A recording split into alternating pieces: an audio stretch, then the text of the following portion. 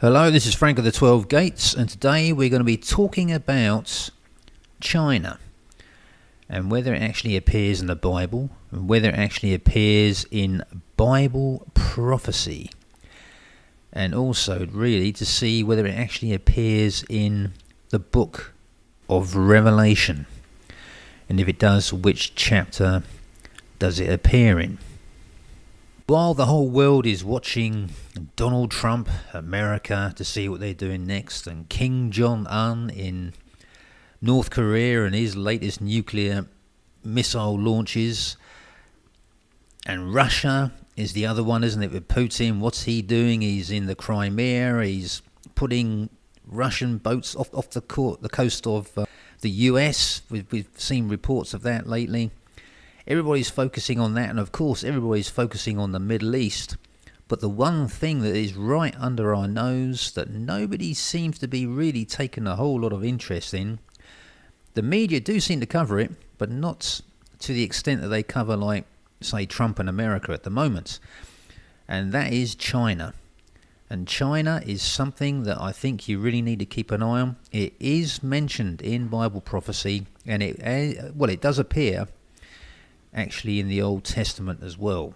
And I'm going to prove to you where it actually appears in the Bible, where it's actually mentioned, and we will delve into Revelation and see where China actually fits into that. And also we will see the importance of the river Euphrates, very crucial part of prophecy that China is sort of mentioned in. As always, before I start, I'd just like to say that these are just my views, my opinions, my thoughts and ideas, and that's it. I'm just kicking a few things around and just showing you that a certain country that a lot of us think doesn't really play much of a role in Bible prophecy, you're going to realise that it does. And then you'll see that the movements we're starting to see in China recently, they will all start to make sense. If we start off with just China as on its own, just as basic as it is a nation that has a large proportion of the world's population. It is currently the world number 2 in economic terms, and you could say it's the world number 1 in many other terms. At the moment, the US is the number 1 superpower, but China is the number 2, and it is catching up fast. Some people say it is starting to overtake America in various areas. Their military, the land-based army that they have, numbers in the millions. They are currently, as everybody has seen in the news, they are taking over the South China Seas.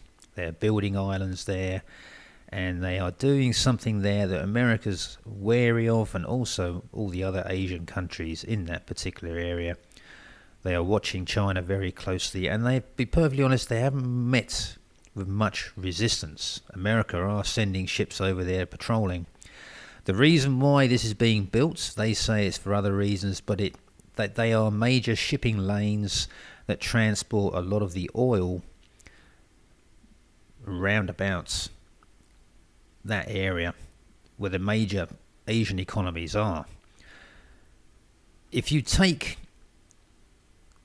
how China has dominated, you just got to look at eBay when you go on there. I'm on there all the time looking for cheap things, and you just see everything that is cheap, that the exact same product you'll find for a fraction of the price.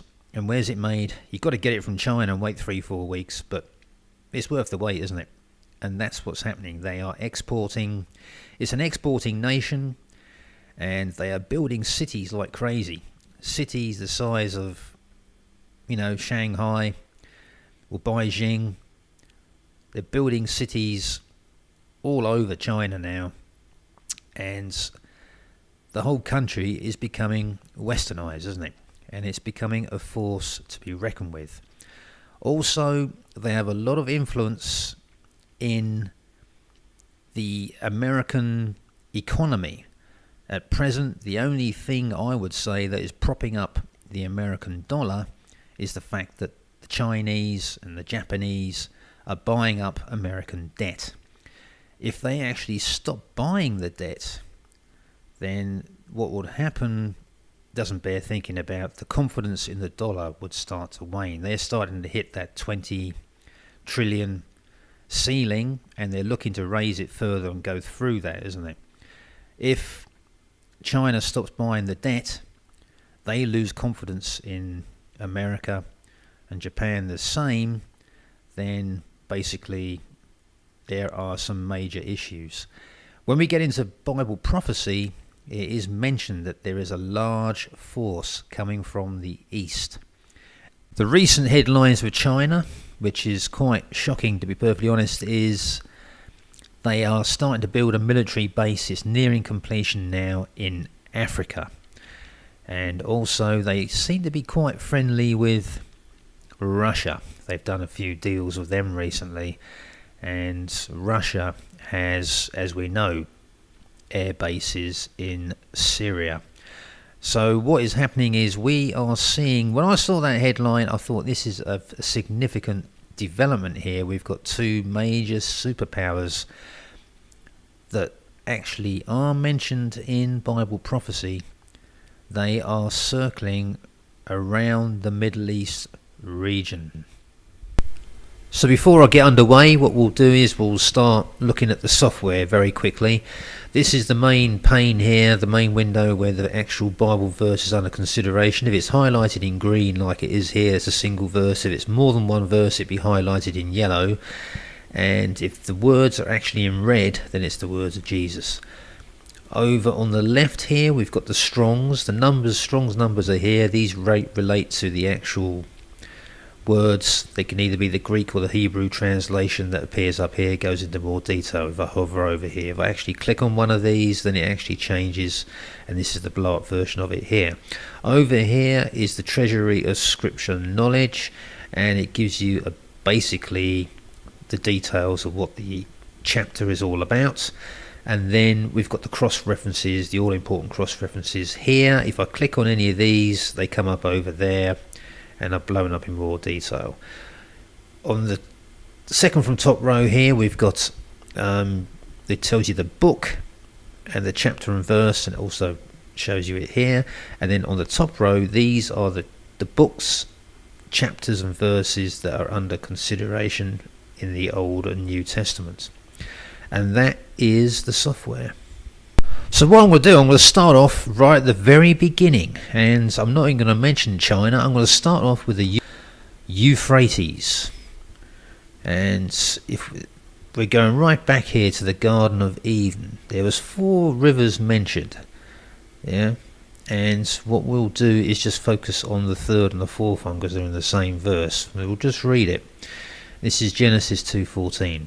And the name of the third river is Hiddekel, that is it which goes towards the east of Assyria, and the fourth river is Euphrates. Now the Euphrates River, this one here, is incredibly important. It's a big river. This features in Bible prophecy, but it also is very important because it's one of the 4 rivers that's mentioned in the Garden of Eden, and this is we're just in chapter 2 here, chapter 2 of Genesis. This river, even in modern times, is really a river that sort of divides the east from the west. It's like a bridge, a crossing point, and this Euphrates plays a very important role in Bible prophecy in the later stages of, well, even the middle stages of the book of Revelation. So what I'm going to do is move on now to the first 2 Bible verses in the Old Testament that I can see that actually mention China. Yeah, And the people, there's no mention of China in the Bible whatsoever. There's not mentioned in Revelation. It's not mentioned in the Old Testament either. But they are there. They're mentioned as a race of people. And the race of people that they are mentioned as is the Sinite. S-I-N-I-T-E. And it's funny that the first three words is quite interesting, isn't it? But if we read this, well, it's quite simple really, and the other one's exactly the same. This is Genesis 10:17, just a fair way down. And the Hivite, and the Archite, and the Sinite. Yeah, and the Amorites are mentioned here in the previous verse. Canaanites are mentioned just below. Yeah, the Sinites are a descendant of one of the sons of Canaan. Yeah, but this is the very early Chinese. And also, we've got them here, and the Hivite and the Archite and the Sinite is mentioned in 1 Chronicles 1:15 as well. And again, if we click on it, it just comes up the same thing again, because it's the same race of people. Now, if we move on to Genesis 11:9 and 8, this is the Tower of Babel. Yeah, and this was a very crucial time. Basically, there was a lot of people there, and they all spoke pretty much the same language. And what happened was they built a tower, as we all know, and God saw this tower, and he didn't like what he saw, and basically he destroyed it,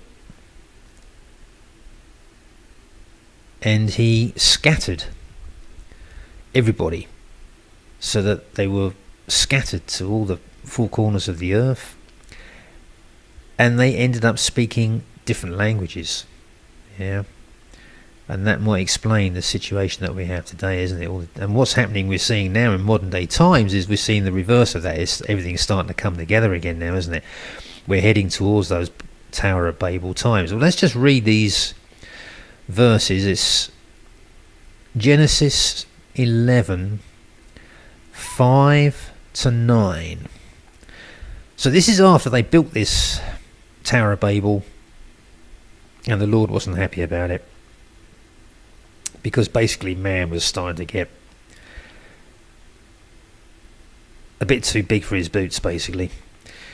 So let's read it anyway. And the Lord came down to see the city and the tower which the children of men builded. And the Lord said, Behold, the people is one, and they have all one language, and this they begin to do, and now nothing will be restrained from them which they have imagined to do.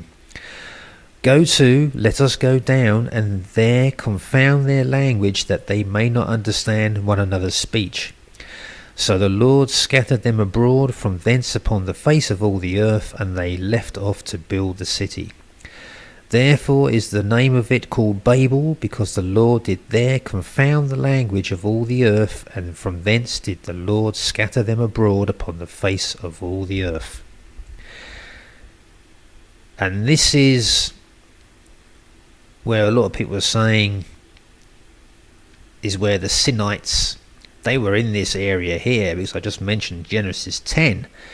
If we go back there, the Sinites were mentioned there, and this is just one chapter before this. So they were in that area. These actually got scattered, and they became what we know today as the modern day Chinese. So moving on to Revelation, this is where things start to get interesting, because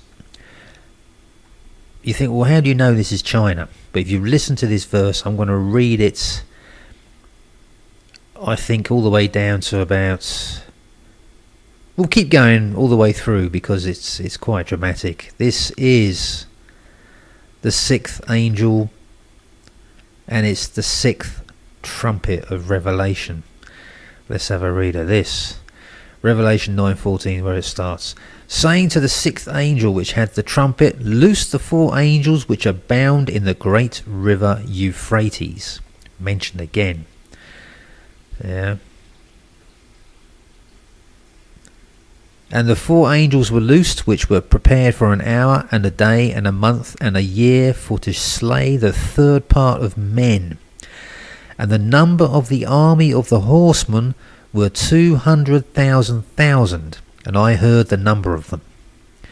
And thus I saw the horses in the vision, and them that sat on them, having breastplates of fire, and of jacinth and brimstone, and the heads of the horses were as the heads of lions, and out of their mouths issued fire and smoke and brimstone.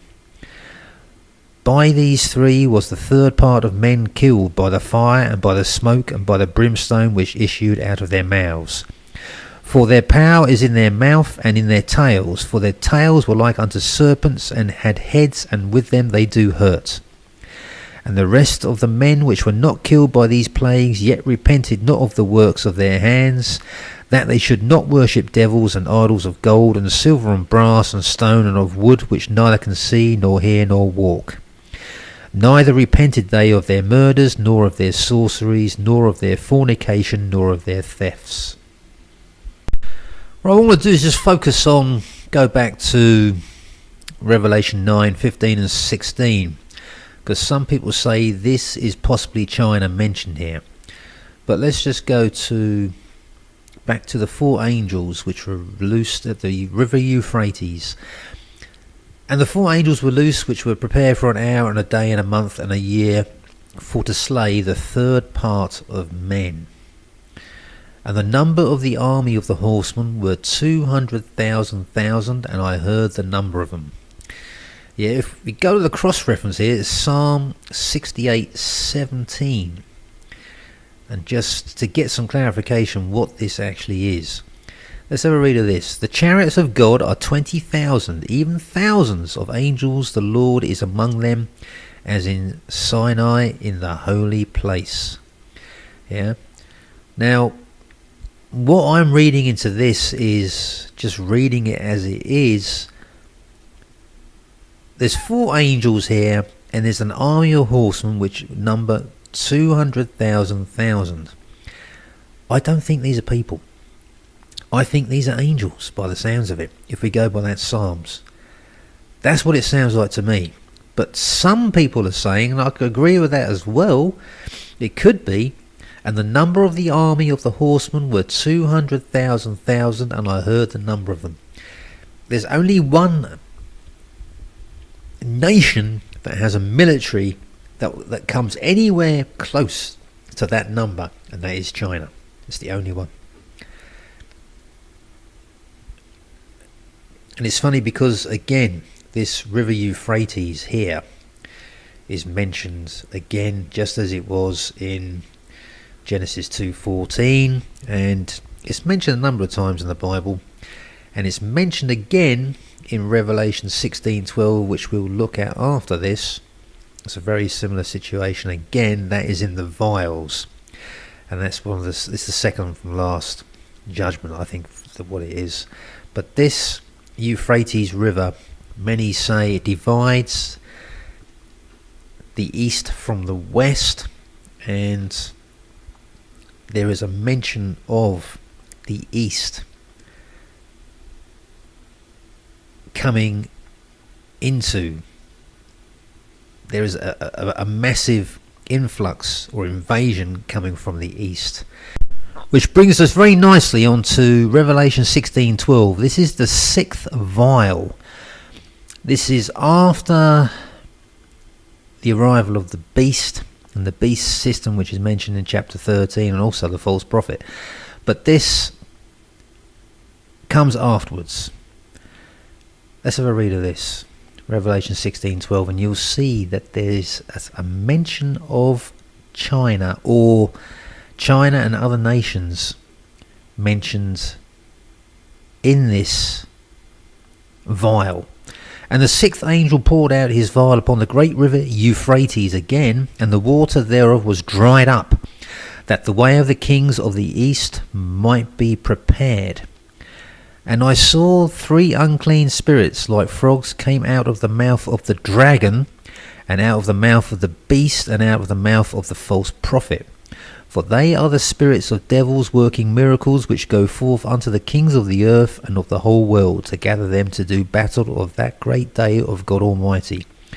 Behold, I come as a thief. Blessed is he that watcheth and keepeth his garments, lest he walk naked and they see his shame. And he gathered them together in a place called in the Hebrew tongue Armageddon. And this is the formation of the Battle of Armageddon. So this here, if we go back,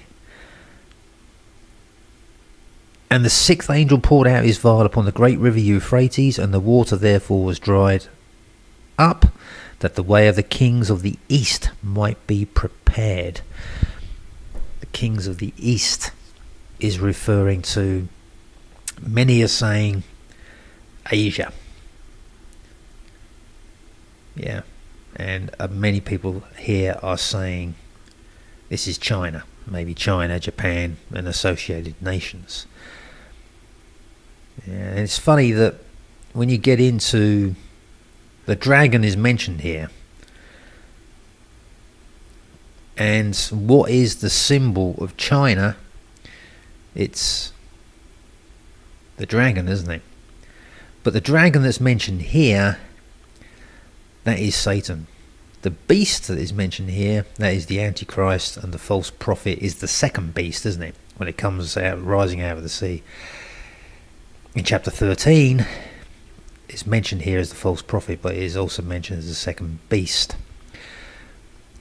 So, but this is where things get a bit complicated, because people say that the sixth vial or sixth bowl, because it mentions the river Euphrates, it's the same event as this one here. Yeah. These two events, they run parallel. What's mentioned here, this huge army, is the very same thing that is happening here. Yeah, and I shall go into explain that they're not the same event. Yeah, so what I'm going to do is focus on I shall show you the reasons why. Revelation 16:12. Let's read it again. And the sixth angel poured out his vial upon the great river Euphrates, and the water thereof was dried up, that the way of the kings of the east might be prepared. Now, this is the sixth vial, which, you know, we're nowhere near, anywhere near that yet. But I think this here, some people are saying that the river Euphrates has dried up. But when you get into the river Euphrates, there are, I think there's 12 dams on there now, and the biggest one is called the Ataturk. It's absolutely massive. And basically, mankind has created the ability to dry up the lower reaches of the Euphrates with these dams. They've got that capability, which is what pretty much basically what they do. They just reduce it to a trickle or a fraction of the size of what it normally is. So if the river has downstream dried up, that's not because of this prophecy being fulfilled. It's because the dams have stopped the flow of the water, isn't it? If the dams, the water behind the dams dries up, then I would say that's more of a prophecy fulfillment. So I don't think we've seen this yet, but people are saying that it has dried up. Now, the fact that China have got a military base now in Africa, that would suggest that they have crossed this Euphrates, which, as I keep saying, is a very significant borderline between the West and the East. And China is in the East, isn't it? It's just a thought. But, you know, there are similarities between this Revelation 9, 16. But, you know, when you go through it, it's a third judgment, isn't it? a third part of men were killed by the fire and the brimstone which issued out of their mouths. Yeah. This one here, this is the Battle of Armageddon, isn't it? It is the assembling of, I suppose, the beast and his armies. They are assembling, aren't they, in the false prophet? Yeah. And I saw 3 unclean spirits like frogs come out of the mouth of the dragon. That is Satan, and out of the mouth of the beast. That's the Antichrist, and out of the mouth of the false prophet.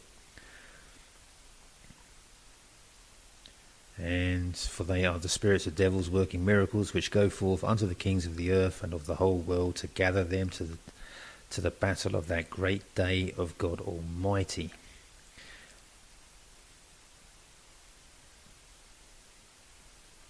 But it's the kings of the east. These are the ones,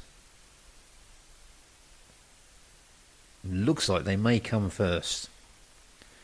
Yeah, and if it's the same people, I think this is a different event. And the number of the army of the horsemen were 200,000, that's 200 million. And I heard the number of them. Yeah. It's a difficult one. It is a difficult one, this.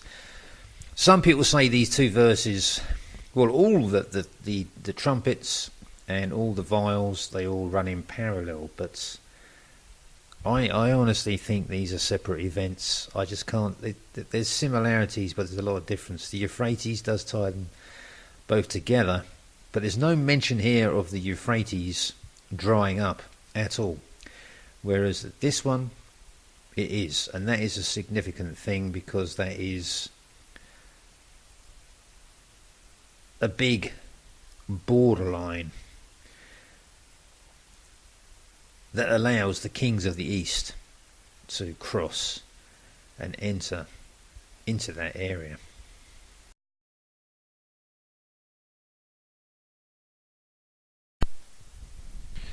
Yeah, so when you actually look at the military might of China, it's got the largest military by far. This is just the straight numbers for the military. That's the regular military, I think they call it, and they've got about 2.3 million.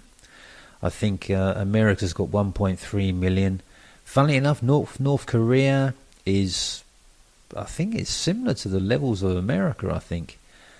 And the same with South Korea. For some reason, they've got a very high military presence. If you actually take the reserves and the paramilitary and put those, join it up, it comes out that North Korea has got about 7 million for a small country as that. So North Korea is a country that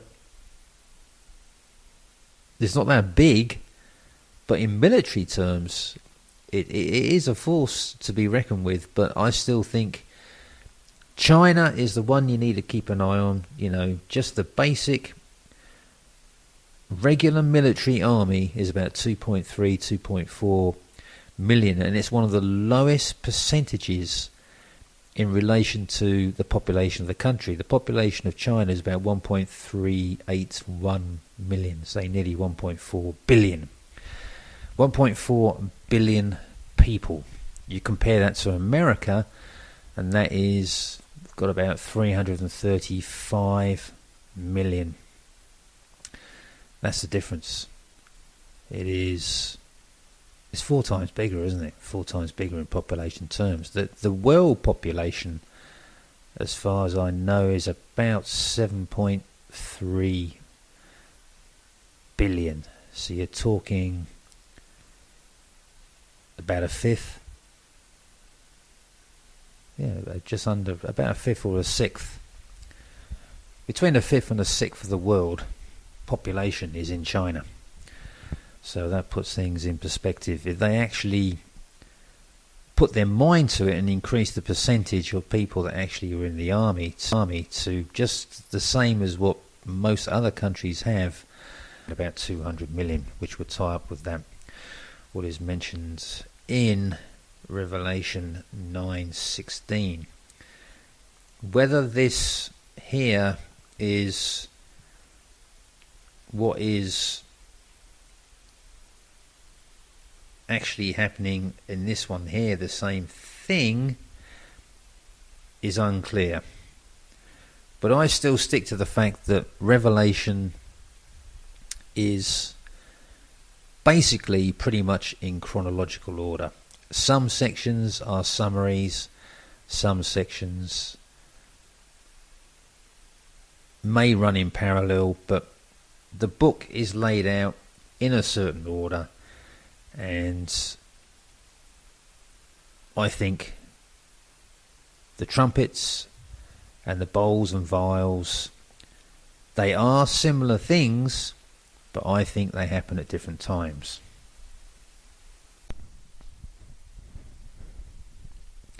Yes, China has some other attributes that are quite interesting. The symbol of the nation of China, by no coincidence, is the dragon. And the nation has always embraced religions such as Taoism, Confucianism and Buddhism, which fly in the face of Christianity. The recent headlines, I would say over the last decade, have shown an increase in Christian persecution in recent years. Really does reinforce the view that things haven't changed much in post-communist China. Here are some rules enforced on Christians in China, which number below 1% of the population, but it is rising rapidly. Firstly, Christians are consistently forbidden the right to do any public evangelism of any kind. Private worship is reluctantly permitted, but gospel preaching is banned, and Russia has also started doing this as well. Secondly, directives to the state-controlled churches warn pastors not to preach the message of Revelation, what I'm actually talking about here. Thirdly, Sunday school teachers are not allowed to discuss the day of the Lord, predicted in both the Old and New Testaments. And fourthly, the Olivet Discourse, recorded in 3 of the 4 Gospels, is forbidden, and which you could say is the most important outline of prophecy in Scripture. So, in summary, China is not directly mentioned in the Bible, in the Old or New Testament at all, but it is mentioned a number of times indirectly, and it looks like it's possibly going to be part of the Battle of Armageddon, and it's going to play a major role in that battle. And so I would say certainly the nation's movements and actions and its increased military focus look to be moving towards fulfilling Bible prophecy. And China, as a nation, cannot be ignored in global terms, nor in biblical prophecy terms either. But anyway, as I said, people, these are just my thoughts, my opinions, my views and ideas on China and its role in Bible prophecy. What I'm going to do is put some extra links in the description box, and they'll direct you to some further reading that I suggest you go to, which will go into more detail on the Sittonites and how China does appear in various parts of the Bible. Otherwise, it's just going to turn into some monumental video. So don't forget to be blessed, and I shall catch you in the next video.